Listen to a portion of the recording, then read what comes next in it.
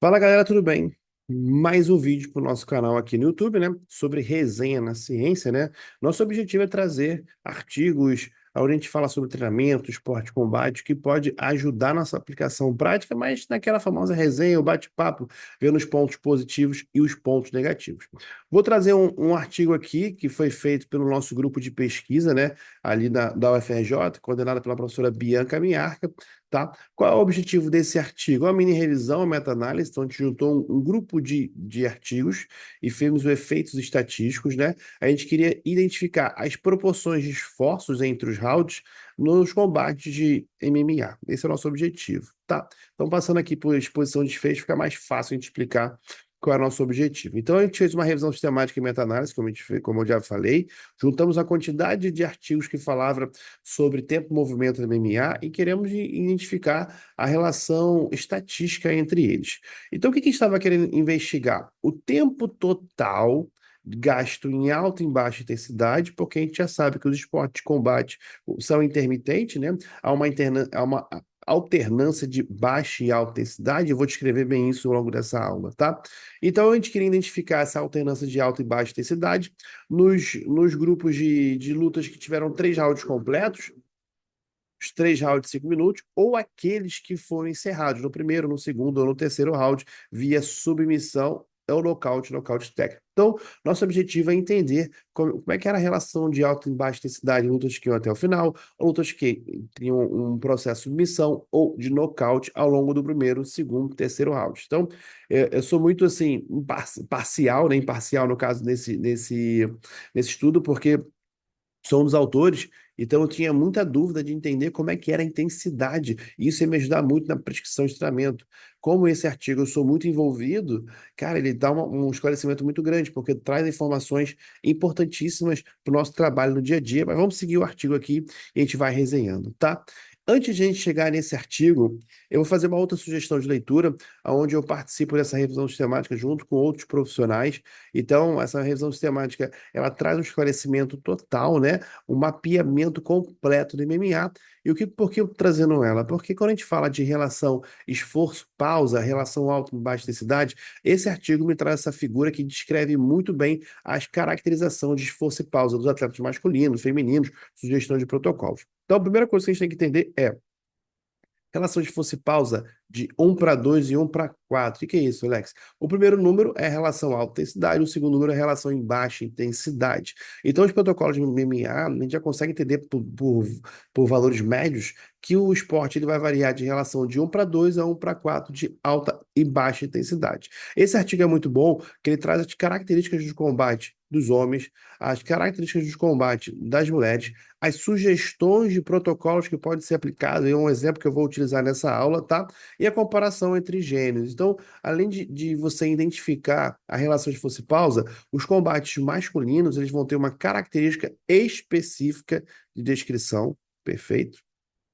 Diferente dos combates femininos, que tem uma característica específica de condição. E com isso, esse próprio artigo, essa própria revisão sistemática, ela traz uma sugestão de protocolo onde vão ter a alternância de ações de alta com baixa intensidade. Sugiro a leitura de vocês. Então, assim, é um artigo bom, ótimo, na verdade, excelente, porque ele traz informações preciosas para a nossa prescrição sobre treino intervalado, relação de força e pausa e outros componentes envolvidos de MMA. Então, trouxe ele para vocês entenderem que a relação de força e pausa do MMA é de 1:2 e 1:4. Como é que corresponde isso, Alex? Então, corresponde basicamente isso. Nessa primeira fileira, seria uma relação de 5 segundos, isso aqui são valores hipotéticos, tá? Não são específicos. 5 segundos de alta intensidade para 10 de baixa intensidade, 10 para 20, 15 para 30. Aqui eu caracterizo a relação 1:2, e como se fosse para escrever, seria a relação de esforço, eu teria o dobro do tempo de recuperação. Uma relação para 3, 5 para 15, 10 para 30, 15 para 45. É uma relação 1:3. E aqui, 5 para 20, 10 para 40, 15 60, uma relação 1:4. Todas essas variáveis estão dentro desse contexto de relações de força e pausa do MMA de 1:2 a 1:4. Então, aqui é um exemplo para vocês entenderem como é que é a relação de alta e baixa intensidade. O lado esquerdo são ações de alta intensidade, o lado direito são as ações de baixa intensidade. Tá bom, Alex, entendi. Mas como a gente descreve isso nos esportes de combate? Como eu vou entender a relação alta e baixa intensidade com essas ações?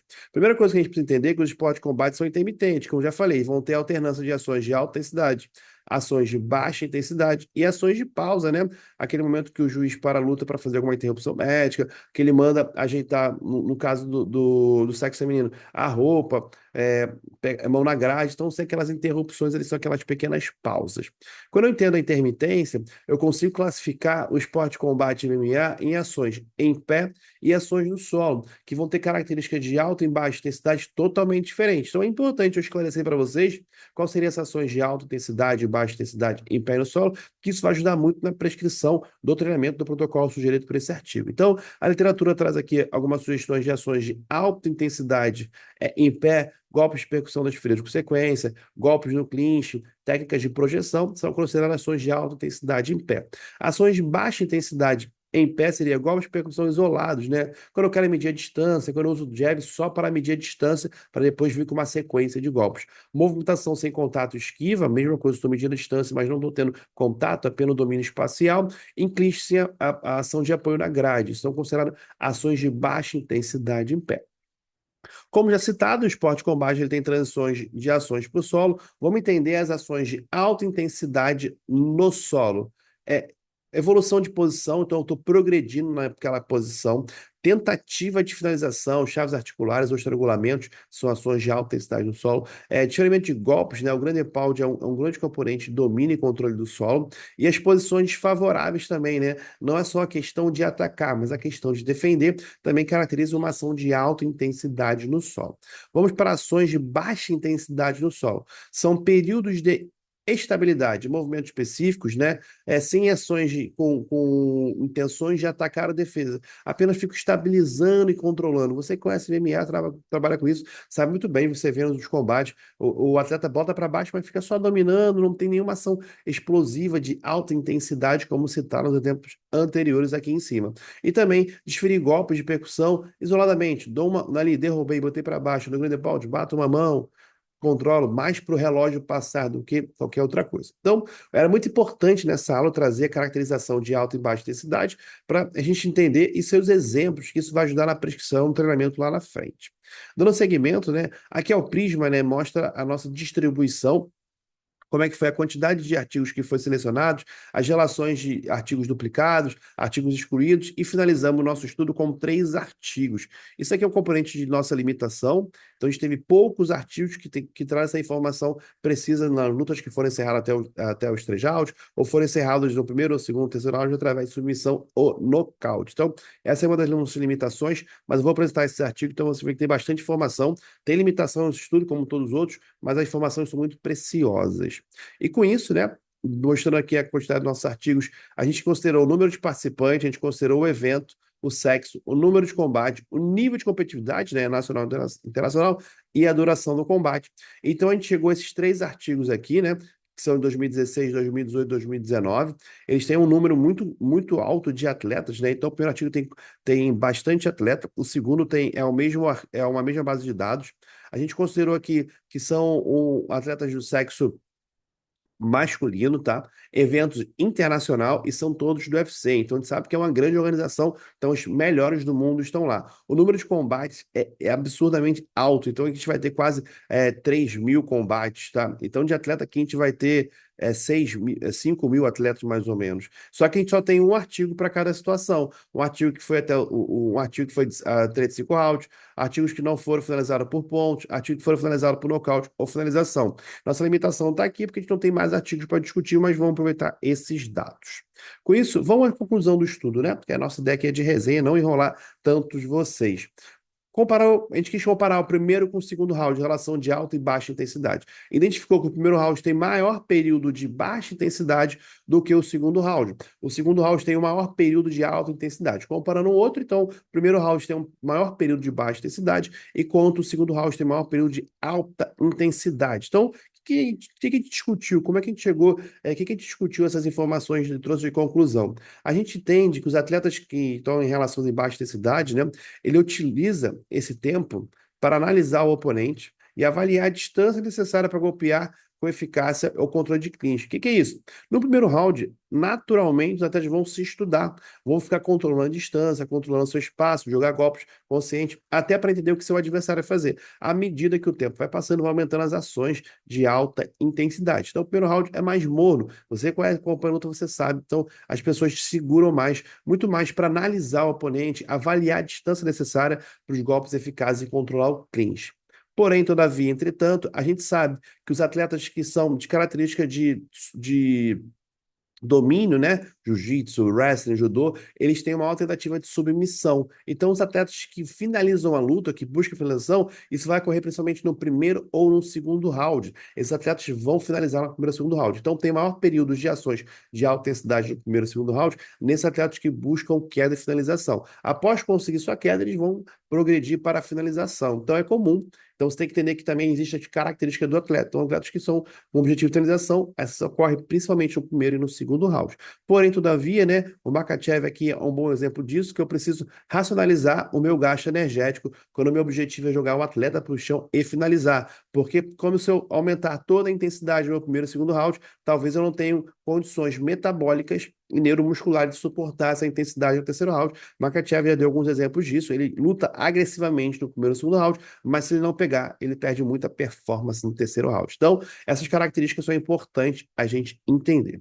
Então vamos lá para o segundo round, a comparação do segundo com o terceiro round. Entende-se que o segundo round tem maior período de baixa intensidade e o terceiro round, o maior período de alta intensidade. Isso aqui é a chave do processo. A chave do sucesso está exatamente no entendimento da progressão de intensidade do segundo para o terceiro round. Então vamos discutir um pouco sobre isso. A literatura já nos mostra que 59% dos combates são encerrados no terceiro round. Então já mostra uma necessidade maior de ações de alta intensidade para resolver o combate, para buscar o resultado. 16% acontece no 13% no segundo round e 28% no primeiro round, como citaram os atletas de greve, principalmente vão buscar a luta no primeiro round. Então, o que ocasiona os combates serem encerrados uma quantidade muito alta no terceiro round? Vamos progredir aqui. Eu quero fazer um joguinho com vocês e nesse joguinho a gente vai questionando e como aumento de intensidade ao longo dos rounds. O atleta A venceu o primeiro round. O atleta A novamente venceu o segundo round. Então ele está 2-0. Venceu o primeiro e venceu o segundo round. No terceiro round, o que você acha que vai acontecer? Quais são as orientações do corner do atleta A e do atleta B? Então, o que a gente entende nisso? O atleta vencedor, ele vai evitar estrategicamente se expor ao seu adversário, ele vai controlar o tempo, lógico, ele vai buscar finalizar, nocautear, sim, mas estatisticamente, você que acompanha luta, esse cara vai segurar o ritmo de luta, ele não vai se expor, ele vai jogar com o regulamento embaixo do braço. É muito comum um atleta que ganha o primeiro e o segundo round perder o terceiro round, porque ele já ganhou dois, então ele sabe que vai sair com a vitória. O atleta perdedor, ele vai ter um período maior de exposição, ele vai se expor ainda mais para tentar buscar o resultado. Porém, ele procura fugir de posições de desvantagem para que ele possa levar à derrota. Então você entende que os terceiro round eles vão ter mais ações de alta intensidade porque o atleta perdedor ele vai correr atrás do resultado. E, consequentemente, o atleta vencedor ele vai correr contra o relógio, ele vai matar a luta, ele vai querer ganhar tempo ou até buscar a finalização ou nocaute, tá?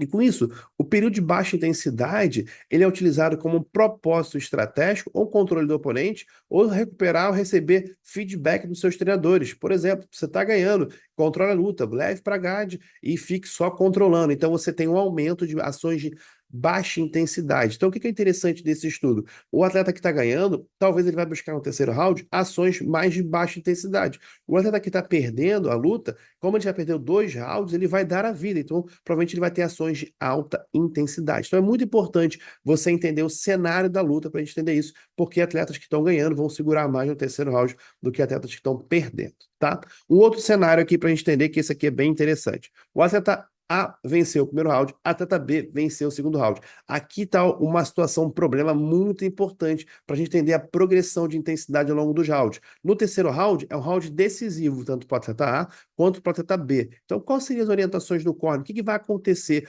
pode acontecer nesse terceiro round? A gente entende que o terceiro round ele é decisivo, como já falei. No exemplo anterior, o atleta que ganhou 2 rounds, ele vai controlar o terceiro round. E aquele que está perdendo vai dar a vida. Nesse caso, que está 1-1, o terceiro round ele é decisivo. Então, o atleta tem que ter uma alta capacidade física, neuromuscular e os componentes técnico-táticos para suportar o estresse de um round muito importante, o qual vai dar a vitória. E com isso, tem um componente importantíssimo. O que que é? Eu preciso impressionar os juízes. Eu preciso mostrar para os juízes que eu quero vencer essa luta. Então é muito importante o terceiro round estar bem fisicamente, também bem tecnicamente. Então, nessa situação de empate do primeiro e do segundo round, o terceiro round é decisivo. Eu preciso impor uma pujança física muito alta, respeitando a minha estratégia, claro, se possível, né?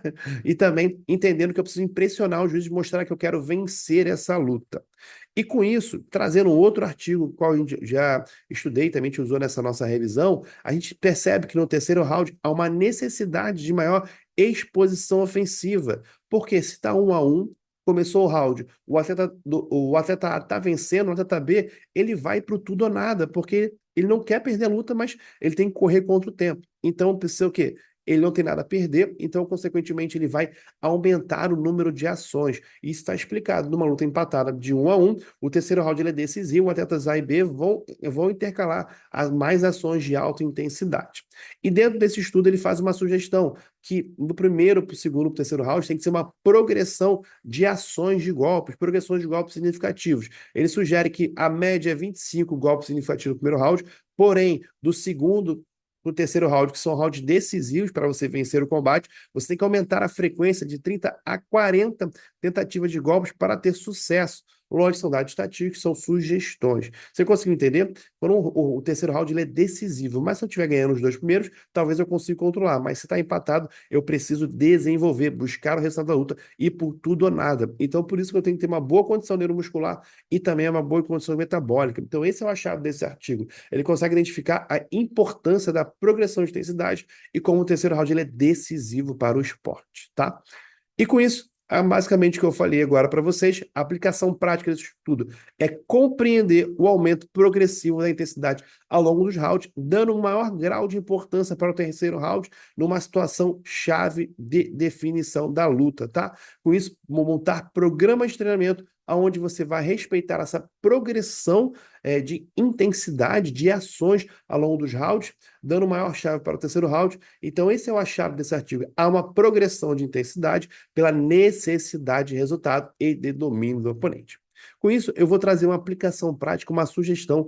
Isso aqui é fictício, tá? Eu estou usando os tempos utilizados referente aos artigos já publicados para o MMA. Então, à nossa esquerda vão ter ações de alta intensidade, baixa, alta intensidade, baixa, alta intensidade, baixa. Estou utilizando o primeiro round, segundo round, terceiro round. Isso aqui é um exemplo, só estou exemplificando tudo que a gente falou nessa aula. Então, eu posso utilizar 2 ações específicas, né? Que são as ações aqui de strike, de alta intensidade e grappling de baixa intensidade, usando a descrição já citada na aula. Então, no bloco do primeiro round, eu vou usar uma relação de 1:4, 15 segundos de alta intensidade, combinação jab, direto, chute, jab, direto, chute, jab, direto, chute. Em seguida, as ações de baixa intensidade vão ser ações de grade do solo, só de movimentação, para ter alternância de luta em pé com luta no solo. A partir do segundo round, né, eu já vou diminuir o meu tempo de recuperação. Então, eu vou necessitar uma manutenção metabólica e neuromuscular maior, respeitando a progressão, aumento de ações ao longo dos rounds. Então, eu vou realizar uma relação 1:3. Isso aqui é uma sugestão. Estou dando de 1 milhão de exemplos que você pode criar. Isso aqui é apenas um para ficar fácil seu entendimento. E o terceiro round, que é um round chave para o processo, que a gente já sabe. Então, o que eu fiz? Eu estou diminuindo ainda mais o meu tempo de recuperação. Eu estou aumentando o número de ações. Vão ter mais ações do que no primeiro e vão ter mais ações do que no segundo round. Então, eu vou fazer uma relação 1:2. Eu fiz uma progressão respeitando a relação de força e pausa, onde cada round tem uma característica de ação e recuperação, mantendo os meus componentes técnicos, que é uma combinação ali específica no saco, na manopla, e variações de luta de solo. Isso aqui é um protocolo que você pode usar com base nesses artigos e nos outros artigos que eu trouxe para essa aula, tá bom? E com isso, a gente não pode esquecer que é muito importante a gente identificar a relação esforço e pausa nos esportes de combate para a criação de demandas energéticas, não, criação não, entendimento das demandas energéticas, relação predominante e determinante, criação de métodos de avaliação. Eu preciso criar métodos com base nessas informações de relações de força e pausa e montagem, criação de estratégia. Então, isso aqui não é basicamente só entender e ver a importância dessas informações para os esportes de combate. Essa aula já ficou um pouquinho mais longa, porque eu sou muito envolvido nesse artigo. Espero que vocês tenham gostado. Indique para alguém essa aula relacionada a MMA, ao esporte de combate, quem gosta. Curtiu? Like aqui nesse vídeo e já já vão ter mais vídeos para vocês. Muito obrigado, gente, e até a próxima aula. Um grande abraço.